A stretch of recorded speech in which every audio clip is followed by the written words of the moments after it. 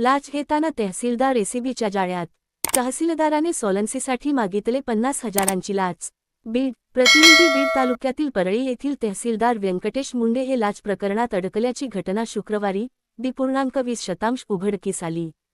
सालन्सी ऐपतीचे प्रमाणपत्र देण्यासाठी तक्रारदाराकडून 50,000 रुपयांची मागणी केल्याची तक्रार लाचलुचपत प्रतिबंधक विभागाकडे करण्यात आली होती।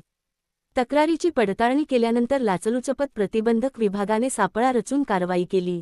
उपअधीक्षक सोपान चिट्टमपल्ले यांच्या मार्गदर्शनाखाली ही कारवाई पार पडली। सुरुवातीला 50,000 रुपयांची मागणी करण्यात आली होती, मात्र नंतर तडजोडीनंतर 20,000 रुपयांवर व्यवहार ठरल्याची माहिती समोर आली आहे। दरम्यान तक्रारदाराच्या हालचालींवर संशय आल्याने तहसीलदार मुंडे यांनी पैसे स्वीकारण्यास टाळाटाळ केल्याचे सांगण्यात येत आहे। तरीही एसीबी पथकाने आवश्यक पुरावे गोळा केले असून पुढील कायदेशीर कारवाईची प्रक्रिया सुरू केली आहे। या घटनेमुळे परळी तालुक्यातील महसूल प्रशासनात खळबळ उडाली असून जिल्ह्यातही या कारवाईची चर्चा सुरू आहे। संबंधित अधिकाऱ्याविरुद्ध गुन्हा दाखल करण्याची प्रक्रिया सुरू असून पुढील तपास बीड लाचलुचपत प्रतिबंधक विभागाकडून करण्यात येत आहे।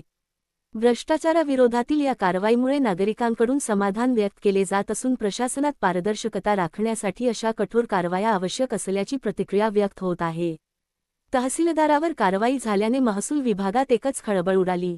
ही कारवाई DYSP सोपान चिट्टमपल्ले, मच्छिंद्र बिडकर, अमोल खरसाडे, प्रदीप सुरवसे, अबादासपुरी यांनी केली।